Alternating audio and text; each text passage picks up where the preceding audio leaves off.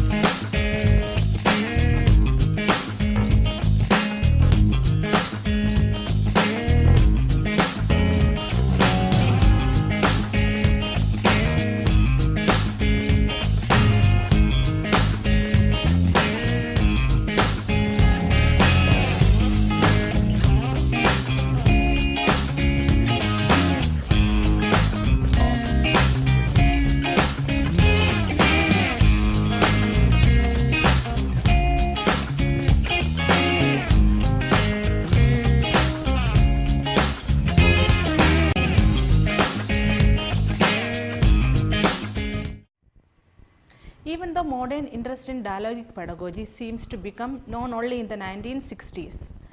It was a very old, probably widespread educational practice. Perhaps one of the best known example of dialogic pedagogy in the ancient times is the Socratic method, described his own student Plato.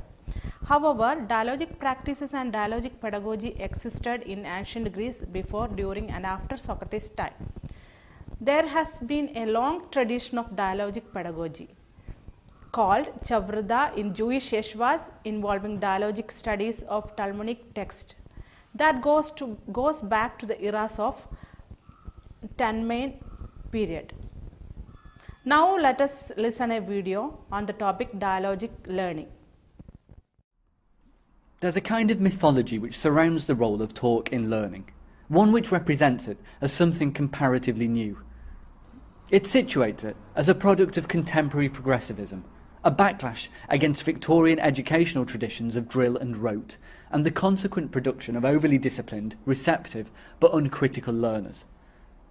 There is certainly a recent association between dialogue in classrooms and an intent to foster autonomy and empowerment in the individual. The implication that discussion is a recent addition to our theories of learning is, however, erroneous, as is the tendency among some political camps to dismiss dialogic pedagogies as newfangled. I would suggest that an appreciation of the value of talk in learning is much, much older than we would initially assume, even if its serious integration into state education has only more recently taken hold. The notion can be found in some of the earliest theories of learning and teaching. It is at least 2,500 years old. The educational practice of the Greek philosopher Socrates centred on notions of dialogue. His principles began with a rejection of information giving as a basis for teaching, whether in interpersonal contexts or in the form of a lecture. Socrates saw questions as infinitely more important than answers, and the role of the teacher to be one of skillful asking. His intent was never to lead the learner to a particular fixed endpoint, to close down exploration. Rather, Socrates saw questions as a means of opening up unending possibilities for understanding of the world, as methods of levering tensions and contradictions in the learner's thinking. The idea of Socratic method remains live in contemporary languages of pedagogy, where it describes the sense of questioning to extend thinking rather than simply to assess it. A similarly pedagogic framing of talk was invested in early learning theory, particularly in that associated with Lev Vygotsky. Vygotskyan theory is rich, vibrant, and intricately articulated. It's much more complex than the common reduction of it to the zone of proximal development. Language, and by extension talk, is fundamental to that theory. Vygotsky suggests that the meanings which language avails to us are more than just neutral carriers of information. They're more than ways of just representing the content of our thinking. Rather, language encodes culture, and the ways in which that culture imposes categories on the world. It is through these categories that we organise our reality into something meaningful. In Vygotskyan terms, they are our tools of intellectual adaptation. In short, the semantic structure of language, the words and concepts we have available to us, is more than just a reflection of an external objective reality. Rather, it represents the cultural achievement of constructing that reality by imposing shared meanings on experiences. Such a stance begs language-rich learning environments, and talk offers an immediacy of contact with that language, a fluid medium through which to exchange and experiment with meanings. There's a tendency to read a deterministic strand running through Vygotsky, that the language available to us programs how we think. This reading is often implied by a common habit in translation of Vygotsky to refer to the internalisation of cultural frameworks embodied in language, something which implies a passive process of filling up the individual with ways of thinking. This has influenced the formation of theories of linguistic determinism and relativism, most famously the Sapir-Whorf hypothesis, which holds that different cultures interpret the world in different ways using the nuances that their language gives them. Applied to the classroom, this might suggest that more sophisticated, or even better, use of language leads to more sophisticated thought. Or, in a slightly softer version, more sophisticated communication of that thought. Of course, such a stance begs the question of who decides what counts as sophisticated or better language.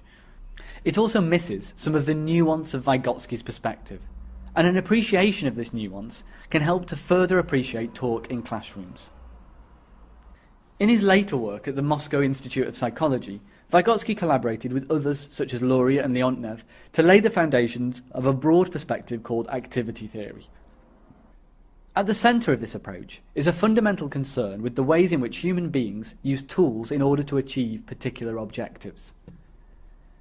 This proposition is obvious in relation to physical tools. We pick up a spade, for instance, as a way of augmenting our innate capabilities in the activity of digging a great big hole. The Moscow School extends this way of thinking about human activity into the semiotic realm. In other words, they suggest that languages and the meanings they embody are also a kind of tool. Like their physical counterparts, we draw on them in order to achieve particular purposes and activities which we would not otherwise achieve, to invest a set of experiences with meaning. The ability to understand the world scientifically from this perspective involves drawing on particular ways of talking about it, a vocabulary, and a set of logics which are defined by the relationships which exist amongst that vocabulary. Fundamentally here, the individual remains active as a tool user, and their free will is wrapped up in these tools. It's both enabled by their capacity to extend innate capacities and creativities, and constrained by the limits of what tools are available and the purposes that they can be set to. As such, Vygotsky's process may begin with internalizing meaning, but it ends with the capacity to deploy those meanings autonomously towards one's own ends. Mikhail Bakhtin, a contemporary of Vygotsky, similarly talks about the appropriation of meaning by the individual. He suggests that all ways of understanding and thinking and talking about the world begin as words spoken by others, which are gradually turned to the individual's own purposes and intents, with increasing degrees of mastery and ownership. Between them, these theorists construct a relationship with language which is more fluid and interactive than a strictly determinist stance. They also bring with them different implications for classroom practice, calling for a site in which experimentation with language enables stronger mastery over meaning. Over 2 millennia, a theoretical context has therefore developed around language and learning. And in recent years, the work of Robin Alexander and Neil Mercer has achieved much in bringing a synthesis of these ideas and making a case for their importance in contemporary education. The work of Alexander and Mercer has strong parallels, only really diverging in focus. Whilst the former focuses on interactions between teachers and pupils, the latter is concerned with talk among students. Alexander and Mercer draw on empirical data from classroom observation, in order to identify forms of talk which are more or less productive in facilitating learning. In the latter category, they identify interaction patterns which tend towards convergence, on the closing down of possibilities to particular answers, or of overt disagreement in which various camps retreat to their own perspectives with little in the way of disruption or exploration. Alexander, in particular, exposes a trap of playing hunt the answer, a tendency to follow an interactional pattern of initiation, response and feedback, by which the teacher attempts to elicit in students a particular set of answers he or she holds in his or her head. This is an interactional pattern which is culturally prevalent, and which is reinforced by a range of contextual factors, not least a curriculum and an accountability structure with an emphasis on prescribed outcomes. But regardless, it is, according to Alexander, not conducive to effective learning. In a perspective reminiscent of Socrates, and which draws significance when set amongst the principles of the Soviet school of theory, Mercer and Alexander suggest that more productive talk, that which is dialogic or exploratory, is characterized by an open-endedness. It's one in which participants actively co-construct meaning, by attending to the detail of arguments, without an overwhelming concern with reaching a given endpoint, and in doing so to master the particular language-embedded logics of their domains of study. The dialogic turn in learning theory is, then, one which draws deep and long-established roots, but its recent reinvention is one which I would argue is significant in disrupting some of the standing conventions which exist around thinking and practice. I would suggest 3 distinct dimensions in the significance of these implications. Firstly, a dialogic emphasis in pedagogy is one which may realise increased effectiveness, directly enriching some well-maintained existing principles.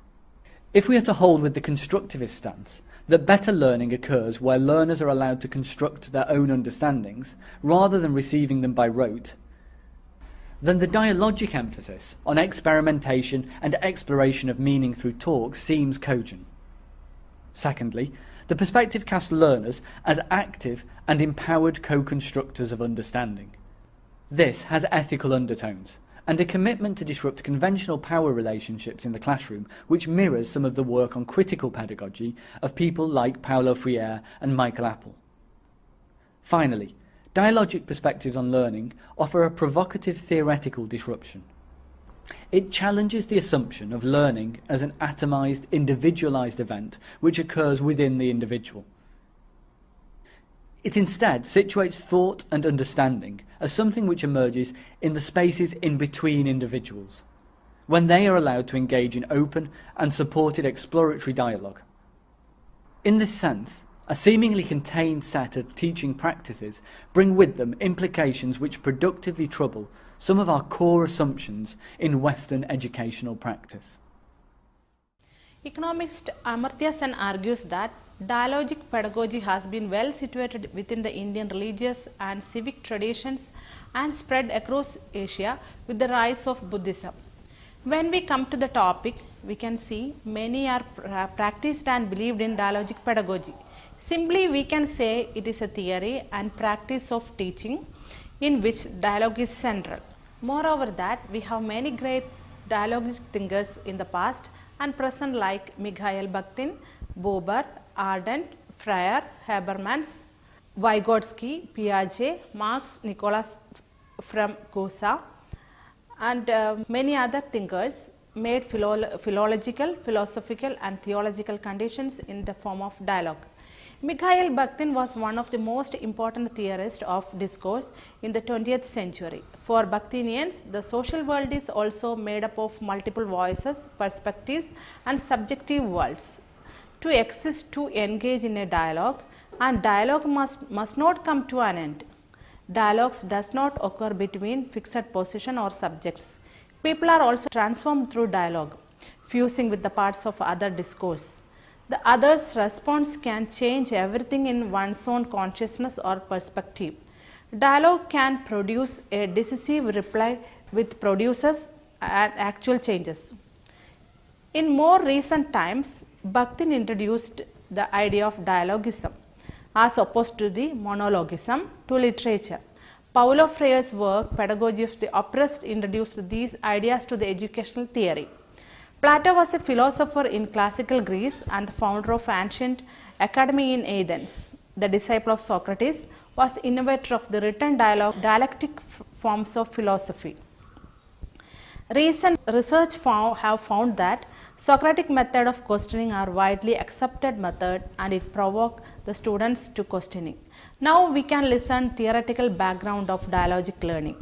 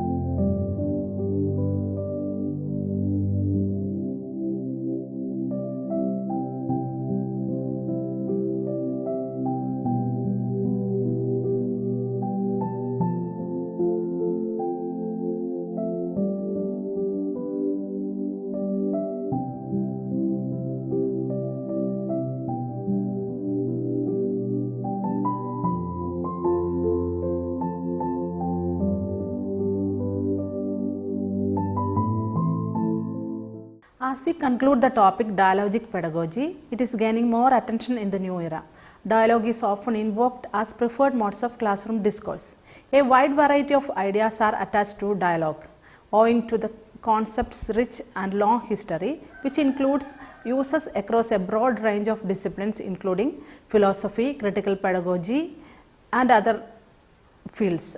The various dialogic approaches differ in many respects, depending on their educational and social aims and the dimensions of talk and social interactions upon which they focus.